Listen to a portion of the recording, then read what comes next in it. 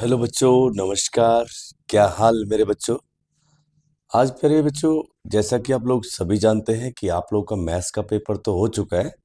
तो next paper आप लोग का इंग्लिश का है। तो हम लोग पहले तो बच्चों ये जानना चाहूँगा आप लोगों से, आपका एग्जाम पेपर कैसा हुआ। मैंने आप लोगों को क्वेश्चंस कराए थे, काफ़ी सैम्पल पेपर्स आप लोगों को कराए थे। तो जैसा मैंने क्वेश्चन पेपर को देखा बच्चों, तो क्वेश्चन पेपर उनसे बिल्कुल मिलता जुलता था। और आप लोगों ने भली भांति क्वेश्चन पेपर को अच्छे से सोल्व कर दिया होगा। और ये सेट नंबर 2 बच्चों आपके सामने है।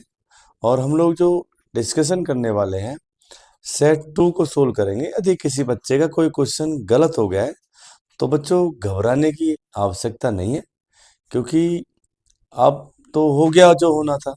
नेक्स्ट पेपर में अच्छा परफॉर्मेंस करके दिखाना। इंग्लिश का आ रहा है, उसके बाद साइंस का आएगा। तो बेटा घबराने की आवश्यकता नहीं है।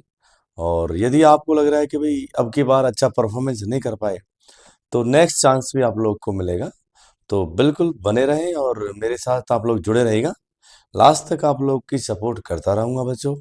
तो इसी के साथ मैं अपने क्वेश्चन पेपर को, देखो आपके सामने जैसा है भाई, इसको सोल्व करते हैं तरीके से।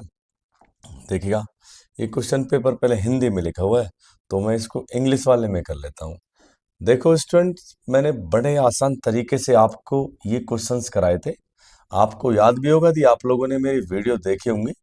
तो वीडियोज में पूरा क्लियर मैंने आपको बताया था, बड़ा आसान तरीका, प्रोबेबिलिटी चैप्टर। ऐसे मैंने जाने कितने क्वेश्चंस आप लोग को कराए थे। तो फर्स्ट ये सेट नंबर 2 है, जैसा कि आप लोग देख पा रहे हैं। तो सेट नंबर 2 में फर्स्ट क्वेश्चन जरा जैसे आप लोग देखिए, एक बार रीड करो बेटा इसको। तो हालांकि आप लोगों ने रीड कर लिया होगा, तो आप जरा एक बार देखें इसको। बैग में क्या रखा हुआ है बेटा, देखो जरा, एक बैग बनाइए बेटा। बैग में रेड बॉल्स हैं और क्या है बेटा, व्हाइट बॉल्स। ओके। तो इसने बोला है कि बच्चों कि the probability of getting a red ball का प्रोबेबिलिटी तो 2/7 है। इसका प्रोबेबिलिटी 2/7 है। तो आपसे व्हाइट का प्रोबेबिलिटी आपसे बोला है। तो व्हाइट को हम लोग ऐसे बोल सकते हैं, नॉट रेड। भाई नॉट रेड है तो व्हाइट होगा। तो मैंने आपसे बोला था जब भी नॉट की बात आए 1 में से लेस कर देंगे। तो देखो जरा, जैसे 2/7 है, तो इसको 1 में से लेस करेंगे तो ऑप्शन जाएगा बेटा 5/7। तो बड़ा आसान था। क्या करना था, 7 में से 2 लेस करना था, तो 5 आता। और टोटल कितना बेटा, 7। तो 5/7 इसका बिल्कुल सही जवाब था। जिस बच्चे ने 5/7 दिया है वो बिल्कुल सही दे के आया। चलिए, इसके बाद दूसरा क्वेश्चन था। इसके जो जीरोज थे ना मेरे भाई, अल्फा बीटा थे। तो आपने ये निकालना था।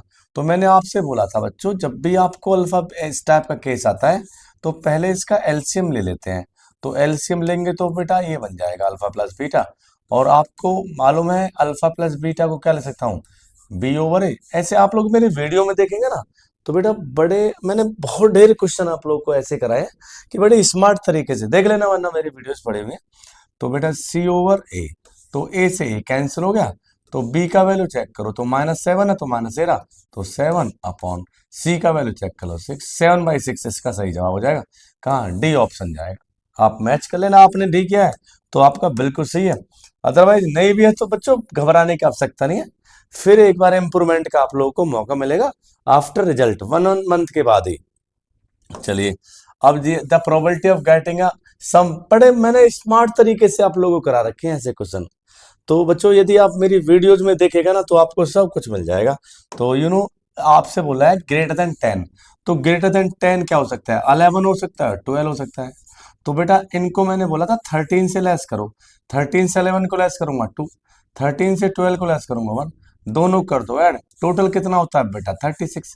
तो बेटा 3/36 यानी 1/12, 1/12 इसका जवाब हो जाएगा। तो ऑप्शन इसका जाएगा सी। ओके, सी ऑप्शन जाएगा। तो आपने सी लगाया होगा जैसा कि मैं समझता हूँ। तो अब इसके बाद आ गया बेटा एक total surface area of solid of cone, radius 7 centimetre. बेटा मैंने आफ्टर जैसे आपके लोग का एग्जाम हुआ था, एग्जाम के बाद ही मैंने सोल्व करके आपको नहीं दिखाया था, क्योंकि रीजन थोड़ा सा हो जाता है, मतलब जैसे आप लोग एग्जाम दे के आए, तो एग्जाम देने के बाद यदि आप अपने मन से सोच रहे हैं कि मैंने पेपर बिल्कुल सही किया है और आपको एक दो कुछ गलतियां मिलती हैं, तो आपको थोड़ा सा उसका आठ चोट पहुंचता है। इट मीन्स थोड़ा सा माइंड में टेंशन होता है बच्चों। तो उस टेंशन से मैंने बचाने के लिए मैंने तुरंत सोल्व आपको करके नहीं दिखाया था। ओके। और मेरा थोड़ा तबीयत भी खराब चल रहा था, क्योंकि बोलते बोलते मेरे गले में प्रॉब्लम आ गई थी। तो बच्चों अब करते हैं total surface area of cone. बेटा बड़ा आसान तरीका है। Total surface area of cone क्या होता है? पाई आर और ब्रैकेट में एल प्लस आर, ये आपको पता है। तो पाई का वैल्यू रख दो 22/7, राइट। और आर का वैल्यू आपको दे रखा है 7, राइट। एल का वैल्यू कितना बेटा? 7। एल का वैल्यू दे रखा है 25। 25 प्लस आर का वैल्यू 7। बेटा 7 से 7 कैंसिल हो गया, ये 32 आ गया। तो 22 इंटू 32, दोनों का कर लो मल्टीप्लाई। तो मल्टीप्लाई करके 704 देख लो बरा, मल्टीप्लाई 704 बन जाएगा, क्योंकि 2 2 जा 4, एक यहाँ पे 4 है, ये होगा नहीं 7। देखो एक बार कर लो मल्टीप्लाई, मैं कर लेता हूँ मल्टीप्लाई इसका। तो मल्टीप्लाई 2 2 जा 4, 3 6 करते हैं। 2 2 जा 4 और 3 6, तो बेटा जी ये बन गया 4, ये 0 बन गया 7।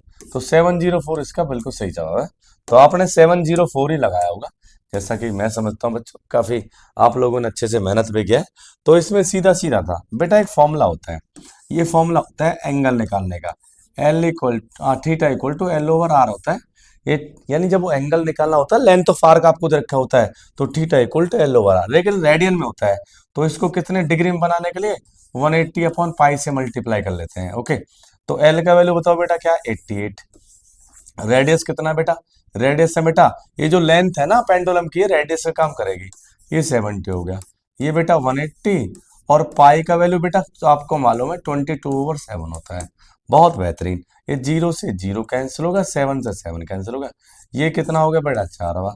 तो दोनों का मल्टीप्लाई कर देगा 72। क्या ऑप्शन है? या 72, ऑप्शन सी बिल्कुल सही है। ओके, इस बच्चे ने डी लगाया है, तो ये चलो कोई बात नहीं है, इसका फिर मौका मिलेगा। तो बिल्कुल घबराने का आवश्यकता नहीं, यदि आप लोगों से गलत भी हो गया तो हो जाएगा, फिर मौका मिलेगा। ओके। अब जरा देखो डिस्टेंस निकालना है। तो डिस्टेंस कैसे निकालेंगे मेरे बच्चों? जरा मैंने आपसे पढ़ा, देखो मेरी वीडियोज में सब कुछ पढ़ा हुआ है कि बेटा जिस बच्चे ने मेरी 10 वीडियो भी देख ली होंगी, तो उस बच्चे का मैं कह रहा हूं बिल्कुल कंसेप्ट क्लियर हो गया होगा, और उसको तो ऐसे लगा होगा जैसे बिल्कुल आसान पेपर है। तो ये डिस्टेंस फॉर्मूला है। मैंने बोला था आपसे कि -1 से 4 लेस करेगा 3, तो 3 का स्क्वायर आ गया। और 5 से 2 लेस करो, 3 का स्क्वायर आ गया। तो बेटा मैंने तरीका बताया था 2 into 3 to power 2, 2 into 3 to power 2 root के अंदर। तो ये 3 तो बाहर भाग जाएगा, तो 3√2। तो कौन सा ऑप्शन सही हो जाएगा? Option number B. यदि आपने ऑप्शन बी लगाया है तो बिल्कुल सही जवाब है आपका। चलते हैं नेक्स्ट की तरफ। अब जरा देखो, ऐसे क्वेश्चंस को मैंने 16 सेकंडों में आपको करके दिखाया था। मेरे बच्चों पेन तो उठाने की जरूरत पड़ती ही नहीं, सीधा सीधा आंसर। देखो आपसे मैंने बोला था बेटा, देखो फर्स्ट टर्म कैसे निकालते हैं? इसकी फर्स्ट टर्म है क्या? -1/3। अब किसी भी एक्सप्रेशन में ना ऐसा करें, n की जगह 1 रख के देख लो। तो जैसे मैंने n की जगह 1 रखा, तो 5 में से 9 -4/3 कैंसिल कर दो। अब जरा मैंने n की जगह 1 रखा, तो 5 में से बन जाएगा -1/3। बेटा ऑप्शन जाएगा यही, ऑप्शन बी बन गया। ओके। ऐसे नहीं बंदा तो दूसरा तरीका मैंने बताया था। इसका कॉमन डिफरेंस देखो बेटा, इसका कॉम 4/3 में से 1/3 लेस करेंगे तो ऑप्शन डी आ गया ये। अब चेक करके देख लो कोएफिशिएंट ऑफ n, तो 5/3, ये भी सेट बन रहा है। तो मेरे भाई बी दोनों तरीके से सही बन रहा है। तो चलो इसके बाद, ये तो बीपीटी थ्योरम आप लोगों ने अच्छे से पढ़ रखा है। ये नो आपको दे रखा है ए बी। ए बी कहाँ है बेटा? ए बी ये रहा, ये टोटल ए डी है सब। ए डी ये रहा 1, और 1 तो है ए डी, और ये तो है बेटा 1, और ए बी का टोटल का वैल्यू 3 है, तो बेटा ये 2 हो जाएगा। क्लियर? इसके बाद ए ई का वैल्यू आपको दे रहेगा 2.5, इसका वैल्यू बेटा 2.5। आपसे बोला है ए सी का वैल्यू क्या होगा? ए सी का तो इसको निकालने की जरूरत भी नहीं है, ऐसे आप लोग इसको 3 रख लो। तो क्या बन जाएगा बच्चों? तो A D upon A B. तो ए डी का वैल्यू आपको पता है, ए डी का वैल्यू 1। ओके। ए का वैल्यू बेटा 3 इक्वल टू क्या बनेगा? ये ए का वैल्यू 2.5, 2.5 है। और बच्चों ए सी का वैल्यू आपने फाइंड है, सीधा सीधा वैल्यू देखना बेटा, ऑप्शन जाएगा ए की तरफ। तो ए सी इक्वल टू क्या बन जाएगा? 7.5 तैयार हो जाएगा। बड़ा आसान है यार, बिल्कुल आसान था, बहुत ही आसान। दौड़ते दौड़ते आप क्वेश्चन को कर देते। ओके, सिलेंडर रेडियस सराउंडेड भाई, ये आपको दे रखा है, देखो बेटा ये आपको फिगर दे रखा था और आपसे क्या बोला था, ये देखो इनर सरफेस एरिया। तो C S C of cylinder लगा दो। C S C of cylinder क्या होता है, 2 पाई आर एच प्लस, और C S C of hemisphere तो 2 पाई आर स्क्वायर। बस इतना आप लोगों ने करना था। देखो इसमें अब जरा देखो क्या कॉमन है बेटा, 2 पाई आर कॉमन है, तो क्या निकलेगा, एच प्लस आर। मैंने ऐसे कई बार आपको क्वेश्चन कर रखे हैं। तो 2 पाई का देखो, पाई के टर्म में तो पाई को पाई रहने दो। आर कितना बेटा, रेडियस इतना, रेडियस आर है, आर रहने दो। और ये एच प्लस आर, ये रहा बेटा एच और ये रहा बेटा आर, तो एच प्लस आर 13 है।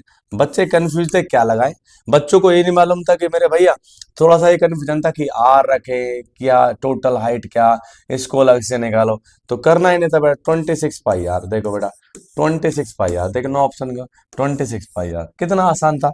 आपको लग रहा होगा, वैसे एक्चुअल में लगता ही है ऐसा है, जब हम लोग खुद एग्जाम देते हैं ना तब पता लगता है उन चीजों का। अभी तो मुझे भी ऐसे लग रहा है, जब हम लोग भी फेस करते हैं थोड़ा डर तो होता ही है भाई, बच्चों को डर होता है, तो और डर में थोड़ा सा मिस्टेक कर डालता है। तो मेरे बच्चों अब क्वेश्चन आ चुका है नेक्स्ट वाला। तो नेक्स्ट वाले क्वेश्चन को जरा देखो, इसमें ना आपको एंगल की वैल्यू फाइंड करनी थी, आर क्यू पी, जरा देखो angle of R Q P find करनी थी। ओके, जब आर क्यू पी, देखो बेटा ये क्या है, आर क्यू पी, इस एंगल की वैल्यू फाइंड करनी थी। आपको सेंटर एंगल दे रखा था, सेंटर एंगल कितना, 105। बेटा ये मैंने आपको ये ऐसा क्वेश्चन कराया था कि इसका आधा कर लो, 105.2, ये एंगल एंगल दोनों सेम होगा, तो 105.2 हो गया।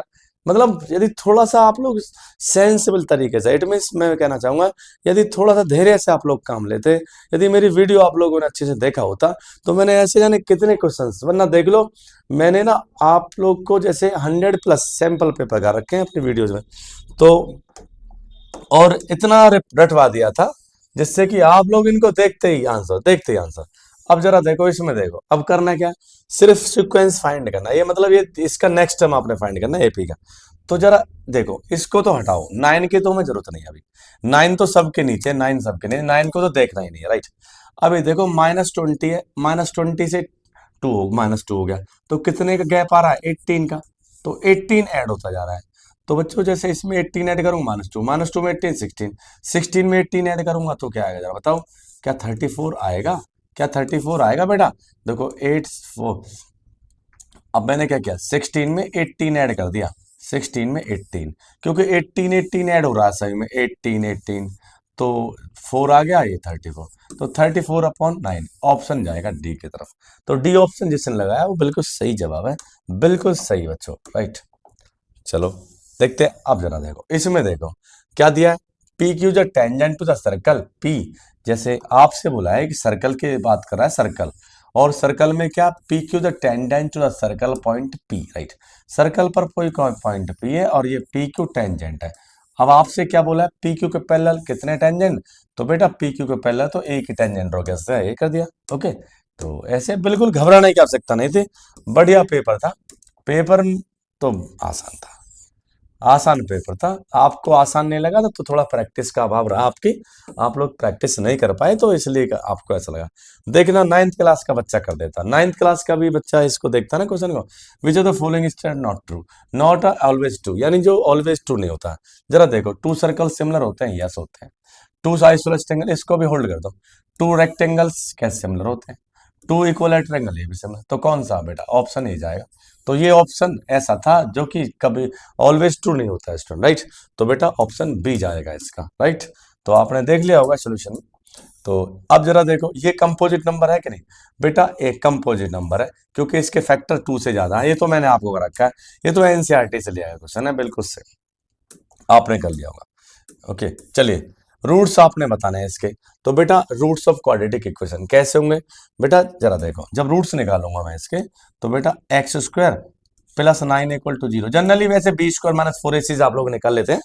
तो यदि b² - 4ac नहीं निकालना चाहते तो बेटा ऐसे x² = -9। क्या कभी आपने सुना है कि किसी भी नंबर का स्क्वायर करे तो माइनस का है, क्या आपने सुना है कभी कि किसी नंबर का हम लोग स्क्वायर करते हैं तो नेगेटिव आ जाए, ऐसा पॉसिबल ही नहीं है।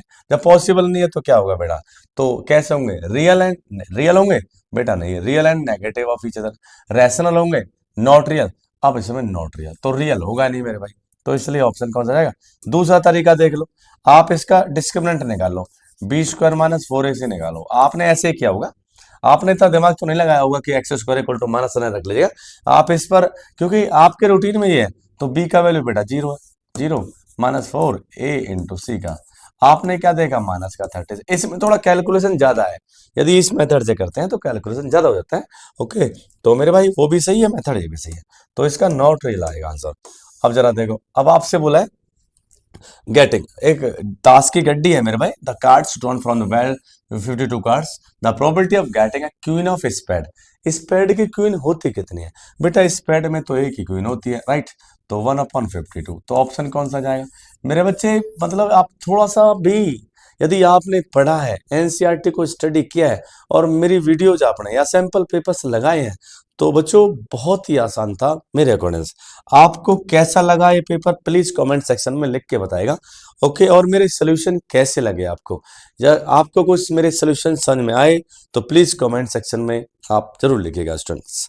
और आगे भी मेरे से आप लोग को हेल्प लेना है तो प्लीज मैं आपकी हेल्प के लिए तैयार हूँ। आप जब भी आप चाहेंगे तो मेरा चैनल है एपीटी बाय जेपी शर्मा, तो आप उसको आप कभी भी सब्सक्राइब कर लीजिएगा। ओके, मैं 11th क्लास का, 12th क्लास का और आगे भी जैसे कंपटीशन के क्लासेस भी मैं जल्दी से आरंभ करने वाला हूं। तो मेरे बच्चों मेरे चैनल पे आप लोग बने रहेगा और ये आगे काम आने वाला है मेरा चैनल स्टूडेंट्स। चलिए यस, आगे देखो बेटा, इसमें साइन थीटा इक्वल टू 1/रूट। आज आप लोगों ने बड़े अच्छे से कर दिया होगा, लेकिन मैं इसको ट्रिक बेस से कराना चाहूंगा। तो इसका मतलब क्या, मैंने ऐसे ही कराए थे आप लोगों को, परपेंडिकुलर और हाइपोटेन्यूस होता है। अब जरा कॉट बताना, कॉट का मतलब क्या होता है, बेस अपॉन परपेंडिकुलर। अब जरा इसमें देखो किस किस के डेनोमीटर में, क्योंकि यहाँ पे परपेंडिकुलर क्या 1, तो 1 क्या 1 यहाँ पे क्योंकि 1 आना चाहिए, तो बेटा 1 किसके, ये भी नहीं हो सकता सर, ये भी नहीं हो सकता, या तो ये सही है या ये सही है। ओके, इन दोनों में सही है। अब ये जब ये बताओ बेटा, जब हाइपोटेन्यूस 11 है तो बेस तो क्या होगा भाई, बेस तो छोटा ही होगा, तो 10, इसका आंसर हो जाएगा सी। ओके, वैसे भी जनरली आप लोगों ने पढ़ रखा है, देखो पढ़ा है जनरली कि भैया साइन थीटा इक्वल टू होता है परपेंडिकुलर और हाइपोटेन्यूस, राइट। अब आप क्या निकालेंगे, इस साइड को निकालेंगे, रूट 11 का स्क्वायर 11, 11 से बन जाएगा 10 बन जाएगा, राइट। कैसा रूट 10 बनेगा, राइट। अब आपने निकाला कॉट, तो कॉट क्या होता है, बेस अपन परपेंडिकुलर, रूट 10 को 1 से डिवाइड करेगा रूट 10 आएगा। तो ऐसे आप लोग इसको कर सकते थे बड़े आसान तरीके से, तो शायद आपने किया भी होगा। अब देखना ये पॉलीमर का सीधा सीधा देखते ही यार सोल्व करने की जरूरत नहीं थी, इसमें क्या हो जाए। पहले देखो graph of the polymer students, वे are the number of the zeros आपने बताना, तो 1 2 3 4, तो ऑप्शन कौन सा जाएगा 4। कैसा, सही है ना बेटा, बिल्कुल सही। चलिए चलिए मेरे बच्चों, तो इसी के साथ ना ये तो इसका खत्म हो गया। अब देख लेते हैं क्या, अब ये है मेरे भाई सब्जेक्टिव तरीके से हिंदी में आ चुके हैं, तो ये भी बड़े आसान थे, यदि आपने थोड़ा भी पढ़ा है तो आप आसानी से कर लेते हैं। अब इसमें ये आ गया, ये 19 संरचना रीजन आ चुके हैं। तो मीडियन बता रहा है, तो median of data is value of n/2। क्या n/2 वैल्यू होते हैं बेटा, बिल्कुल गलत है, n/2 थोड़ी होते हैं मीडियन। तो डी ऑप्शन बिल्कुल सही जाएगा, तो इसका तो डी कर दिया होगा आपने। चलिए चलते हैं नेक्स्ट 20 को कर लेते हैं। इसने बोला for acute angle theta is always less than 1। यदि एक्यूट एंगल के लिए, यदि एक्यूट एंगल है थीटा का वैल्यू, तो cos थीटा का वैल्यू ऑलवेज 1 के इक्वल होता है। जरा देखना, ये बोला है theta is cos theta is always cos theta, यानी फॉर एक्यूट एंगल, तो आपने एक्यूट एंगल का मतलब होता है लेस देन 90 डिग्री, 90 से लेस देन। तो बेटा cos थीटा का जो वैल्यू होता है cos थीटा का, तो cos थीटा का ये चेक करो बेटा, cos चेक करो, cos 90 का वैल्यू क्या होता है, 0 होता है। cos 0 का वैल्यू क्या होता है बेटा, cos 0 का वैल्यू होता है 1। तो ये कहना चाह रहा है कि लेस देन 1 होता है, लेस देन 1। ओके, तो बेटा इसके लिए तो 1 आ गया, यानी cos 0 के लिए 1 हो गया, तो ये गलत हो गया मेरे भाई, राइट। तो आप ऐसे कर लेंगे, in a right triangle angle hypotenuse is longest side, तो बेटा ठीक cos theta equal to base upon hypotenuse, ये बिल्कुल सही है, लेकिन पहला गलत है, तो आप कर लीजिएगा इसको, डी ऑप्शन में चला जाएगा। क्वेश्चन नंबर 20 देख लो, इसमें आपको दे रखा था मेरे बच्चों की राइट ट्रायंगल है, राइट ट्रायंगल, तो ए और बी में आपको रिलेशन बताना था। तो बच्चों ने कैसे किया जरा देखो, आप लोग मेरे हिसाब से जो करके आए होंगे इसको, कि ए बी सी तीनों क्या है बेटा राइट ट्रायंगल। तो राइट ट्रायंगल में क्या होता है, आपने क्या निकाला होगा, डिस्टेंस निकाल लिया होगा, ये डिस्टेंस निकाल लो। तो डिस्टेंस फॉर्मूले से आपने पढ़ रखा है, ये ए हो गया, ये बी हो गया और ये सी हो गया। तो मुझे पता नहीं कौन सा 90 डिग्री बनेगा, तो बस मैं तो इत्तेफाक से ऐसे ही मतलब वर्चुअल फिगर बना दिया है। बी का वैल्यू क्या है 1,1 राइट, और सी का वैल्यू है 0,b। तो बेटा इसको करने के लिए आप ये डिस्टेंस निकालें, ये डिस्टेंस निकालें, ये डिस्टेंस निकालें। तो आप जरा देखना बच्चों, इसमें राइट एंगल ट्रायंगल बी बोला गया, बी बोल दिया है, ये बी बोल दिया है। तो बेटा इसका स्क्वायर करो, इसका स्क्वायर इक्वल टू, यानी दोनों का सम कर लो, इक्वल टू क्या बन जाएगा ए सी स्क्वायर। तो आपने इसको पाइथागोरस थ्योरम से कर लेना था। दूसरा तरीका ये था कि आप वो क्या निकाल के बेटा, स्लोप निकाल के, तो इसको स्लोप निकाल के भी आप लोग कर सकते थे। चलिए तो कर लेते हैं मेरे भाई नेक्स्ट। अब इसका है सीधा सीधा वैल्यू आपने निकालना था। क्या करना था बेटा, गिवन फिगर ये दोनों सिमिलर है। तो बेटा ये देखो, ये 0 है तो ये 70 हो गया, 110 तो 70, क्योंकि टोटल 180 होगा। अब जरा देखो इन दोनों का सम कितना होगा, 115। तो 115 तो इसका मतलब हो गया 65, ये 65। तो बेटा ये भी क्या होगा 65। कौन सा एंगल बोला था, angle O A B, angle O A B 65 आ गया। ओ बी और ओ डी का, ओ बी कहाँ चेक करो, ओ बी, ओ बी और ओ डी, ये चेक करो बेटा, ओ बी और ओ डी का रेशो, ओ बी और ओ डी का रेशो क्या हो जाएगा जरा देखो, ये और ये दोनों का रेशो। तो आपको पता है बच्चों कि जब हम लोग क्या करते हैं कि क्या होते हैं, सिमिलर ट्रायंगल्स होते हैं। क्या इसमें दे रखा है साइडों का रेशो आपको, तो इसमें ये देखो, ये जो मुझे ट्रायंगल दे रखे हैं दोनों, ट्रायंगल ओ बी ए, इसको लिखो पहले। ट्रायंगल ओ बी ओ किसका है, ट्रायंगल सिमिलर है, सिमिलर ओ बी ओ, यानी ओ बी ओ नहीं है, ये ओ डी सी है, तो इसको ओ डी सी लिख लो बेटा। Triangle O D C, triangle O D C similar to triangle क्या है ओ बी ए। जब ये दोनों सिमिलर हैं तो हमें निकालना है क्या, O B upon O D. तो पहले इसको लिखो, लिखो बेटा, इधर क्या है, इधर क्या है ओ बी राइट, तो O B upon O D, इसको ले आओ बेटा O B upon O D. तो अब जरा ओ क्या क्या इंफॉर्मेशन दे रखा है, ए बी दे रखा है ना, ए बी, तो यहाँ पे क्या हो जाएगा बेटा ए बी राइट, तो A B upon D C, D C भी आपको दे रखा है, सी डी लिख लो, एक ही बात है। ए बी का वैल्यू क्या दे रखा है 2 सी डी दे रखा है, और सी डी नीचे है बेटा, तो सी डी कैंसिल, तो O B upon O D क्या बन गया बेटा 2:1 बन गया, 2:1 ऐसे बन जाएगा। ओके क्लियर हो गया। वैसे भी जनरली आप लोग देखो ओ बी का वैल्यू, ये रहा ओ बी, ओ बी कहाँ, ये रहा ओ बी राइट, और ये ओ डी, ये छोटा है ये बड़ा है, आपको पता है। ठीक है बच्चों, चलिए नेक्स्ट कर लेते हैं। अब इसकी वैल्यूज आपने रखनी थी, वैल्यूज, तो 2 ये लिखा हुआ 5, 5 लिखा हुआ है साइन 45 का वैल्यू, स्क्वायर करेंगे तो बेटा 2 हो जाएगा, माइनस का 3, टेन 30 का वैल्यू 1/3, क्योंकि ये स्क्वायर है ना, अपॉन ये 2। अब जरा देखो 2 सेक 30 का, सेक 30 का जो वैल्यू होता है ना 2/√3 होता है, लेकिन स्क्वायर है, तो 4/3 बन जाएगा राइट। तो 5 ये बन गया कितना, 3 से 3 कैंसिल हो गया, ये 5/2 में से क्या लेस कर देना, 1 लेस कर दो, ये 8/3 बन जाएगा। ओके, ये 5 में से 2 लेस करेगा 3/2, और इसको कर दो बेटा उल्टा, तो 3/8, तो ये बन जाएगा 9/16। आपने ऐसे किया होगा बच्चों राइट। चलिए नेक्स्ट कर लेते हैं। नेक्स्ट क्वेश्चन आपके सामने, ए का वैल्यू, बड़ा आसान क्वेश्चन था बिल्कुल। तो ए का वैल्यू तो आपको क्या दे रखा था 60, और बी का वैल्यू 30। तो पहले आपने एलएचएस लेना था, तो आपने ये लेना था बच्चों 10a माइनस बी। तो 10a माइनस बी का मतलब क्या था, 10 a का वैल्यू रख लो, ए का वैल्यू क्या 60 में 30, तो 10 30 बन जाना था। 10 30 का वैल्यू क्या था 1/√3 राइट, तो हो गया। अब आरएचएस लेना था, तो बेटा आरएचएस में भी ये वैल्यू रख लेते, हो जाता है, बड़ा आसान था, मतलब ऐसा क्वेश्चन नहीं था। हाँ ये थोड़ा सा दिमाग वाला क्वेश्चन था, ये जो इसके सामने वाले हैं, थोड़ा दिमाग लगाना था कि भैया इन दोनों का ना आपने क्या निकालना है, एचसीएफ निकालना है, वो दे रखा है 108। तो जरा चेक करो, तो पहली बात तो ये बेटा, किसने इन दोनों का इन नंबरों का एचसीएफ निकालो, तो 9 आ गया। एक्स स्क्वायर का और x⁻³ का एचसीएफ निकालो, ये आ गया, इक्वल टू क्या बेटा 108 आ गया। तो x⁻² इक्वल टू 108/9 बन गया। तो बेटा किसके इक्वल हो गया, x इक्वल, तो एक्स स्क्वायर इक्वल टू आ गया 12 राइट, 12 बन गया। तो x का वैल्यू क्या आ गया √12। तो बेटा ये वैल्यू आनी चाहिए, √12 को ले सकता हूँ 2√3। तो मेरे भाई ऐसे इसका आंसर निकाल लेते आप, तो बड़ा आसान तरीका है मेरे भाई।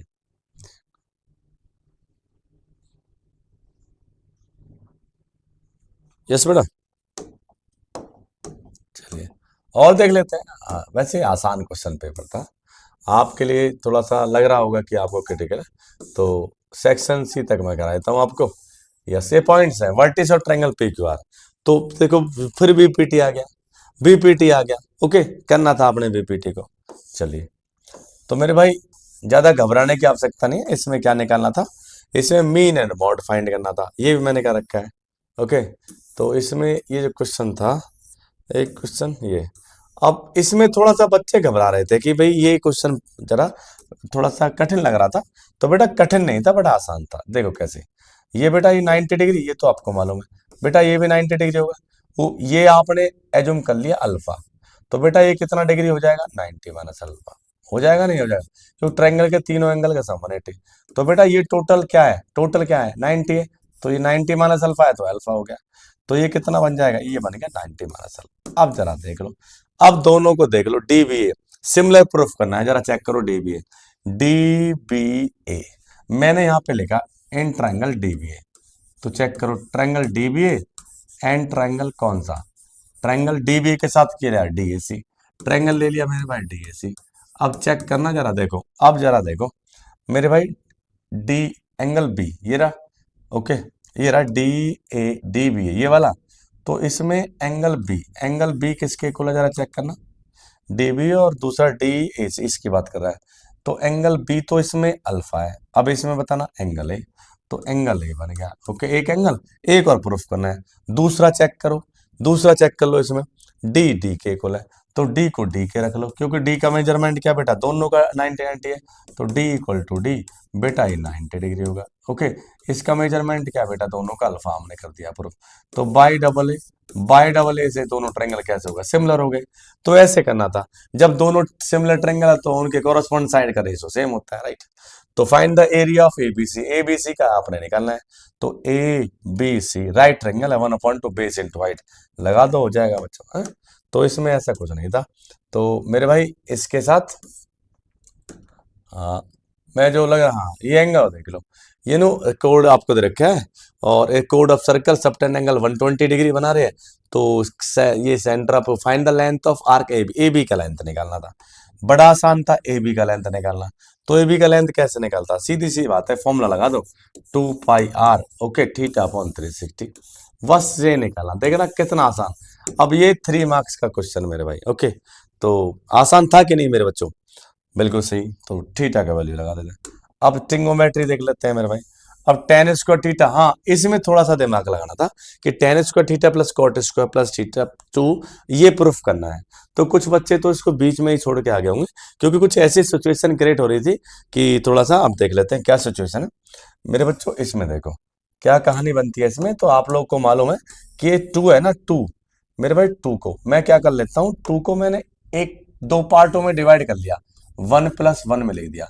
तो 1+tan स्क्वायर थीटा देखो, पहले तो मैंने लिखा 1 को tan के साथ, तो 1+tan स्क्वायर थीटा हो गया, और 1 को मैंने लिख दिया कॉट स्क्वायर थीटा के साथ LHS लेके।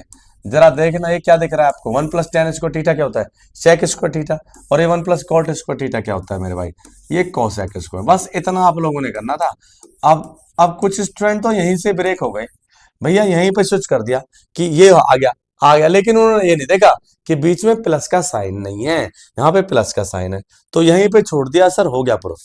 बेटा समझदारी से काम लेना, क्योंकि जल्दबाजी होता है अक्सर। मैं भी समझता हूँ कि बच्चों जब एग्जाम हम लोग फेस करते हैं तो थोड़ा सा उसमें अंडर प्रेशर में स्टूडेंट होता है, लेकिन आप तरीका ये है मेरे भाई, क्वेश्चन को एक बार अच्छे से आपने देखना है। तो लेकिन मेरा प्लस का साइन है, तो प्लस के साइन को कैसे मल्टीप्लाई में, कुछ बच्चों ने समझा हो सकता है क्वेश्चन ही गलत हो, कुछ बच्चों ने ऐसे भी समझा है कि हो सकता है एग्जामिनर ने क्वेश्चन गलत है, लेकिन बेटा क्वेश्चन गलत है। cosec स्क्वायर को क्या लिखता हूँ, 1/cos स्क्वायर थीटा, राइट, और cosec को क्या लिखता हूँ, 1/sin स्क्वायर थीटा। तो मेरे भाई ये आपका आसानी से इसका एलसीएम ले लो, आप एलसीएम लिया तो sin स्क्वायर थीटा हो गया इंटू कॉस स्क्वायर थीटा, ये एलसीएम आ गया। ओके, यहाँ पे क्या आएगा बेटा, साइन स्क्वायर थीटा बन जाएगा, इधर क्या बनेगा, कॉस स्क्वायर थीटा, राइट। तो आपको मालूम बेटा sine square theta plus cos 1, ये आ गया 1 के नीचे, तो 1 के नीचे क्या बन गया, साइन थीटा, कैसा बेटा स्क्वायर में, और ये बन गया cosec square, cos square theta, ये कॉस स्क्वायर थीटा। अब जरा देखो बेटा, साइन को पहले कॉस को लेके जाओ, तो क्या बन जाएगा सेक स्क्वायर थीटा, और साइन को ऊपर लेके जाएगा तो बेटा कोसेक स्क्वायर थीटा। तो बेटा ये आप लोग इसको थोड़ा सा भी, मतलब मैं ये तो नहीं कहूंगा कि आप तो बच्चे हैं, थोड़ा सा हमारा करने में और आपके करने में थोड़ा डिफरेंस तो आएगा, लेकिन फिर भी ज्यादा समय का क्वेश्चन पेपर नहीं था। 1-1.5 घंटे में या मैक्सिमम 2 घंटे, मैक्सिमम 2 घंटे में आप लोग इसको आसानी से कर देते। तो बच्चों जरा बताइएगा कमेंट सेक्शन में मेरा सोल्यूशन कैसा लगा, और कोई भी किसी को किसी क्वेश्चन में कोई प्रॉब्लम है तो बेटा कमेंट सेक्शन में आप लोग लिख सकते हैं। हालांकि आप लोग बिजी चल रहा है क्योंकि आपका इंग्लिश का पेपर आने वाला है। ये तो मैंने, क्योंकि मैं आपके जानना चाह रहा था ओके कि आप लोगों ने क्वेश्चन पेपर कैसे सोल्व किया है। तो यदि आपसे कोई मिस्टेक भी हुआ है तो नो प्रॉब्लम, फिर चांस मिलेगा। फिर से कह रहा हूं आप लोगों को, तो बेटा फिर से यदि आप लोग एग्जाम फेस करते हैं अपने इम्प्रूवमेंट के लिए, तो बेटा अच्छे से तैयारी टच में रहना। जैसे ही आप लोग का एग्जाम खत्म हो जाए ना, तो आपको लग रहा है कि भाई मुझे मैथ्स का एग्जाम देना है फिर से, तो प्लीज आपसे रिक्वेस्ट है कि आप किताबों को टच में रहना। किताबों के टच में रहेंगे तो मेरे बच्चों आपकी प्रैक्टिस बनी रहेगी, और जब आपका नेक्स्ट एग्जाम आ जाएगा तो उसमें आप लोग 80 में से 80 ला देंगे। तो घबराने की आवश्यकता नहीं है, और आपका भाई आपके साथ है। ओके, जब आप लोग कॉल करेंगे मेरा नंबर भी आप लोग के पास होगा, नहीं है तो मेरे आप लोग मेरे चैनल पर आप किसी भी वीडियो में कमेंट आप लोग कर सकते हैं, मैं सबका जवाब देने का प्रयास करता हूं। और प्लीज आपसे रिक्वेस्ट है, यदि आपको मेरा सोल्यूशन अच्छा लगा तो चैनल को प्लीज सब्सक्राइब कर लीजिएगा, क्योंकि आगे मैं आपके काम आने वाला हूं, 11th में भी, 12th में, और आगे कंपटीशन क्लासेस के लिए मैं बहुत ही फायदेमंद होने वाला हूं। मुझे 20 साल का एक्सपीरियंस है पढ़ाने का मेरे बच्चों, और मैं कहता हूं कि मेरी आप लोगों ने वीडियो देखने के बाद यदि पेपर को, बोर्ड पेपर को फेस किया है, तो आपको पेपर ऐसा लग रहा होगा कि बिल्कुल आसान। और ज्यादा मैं आपसे बातें नहीं करते हुए बच्चों यहीं पे अपनी वाणी को विराम देता हूं। थैंक्स, जय हिंद, जय भारत। थैंक यू बच्चों, थैंक यू।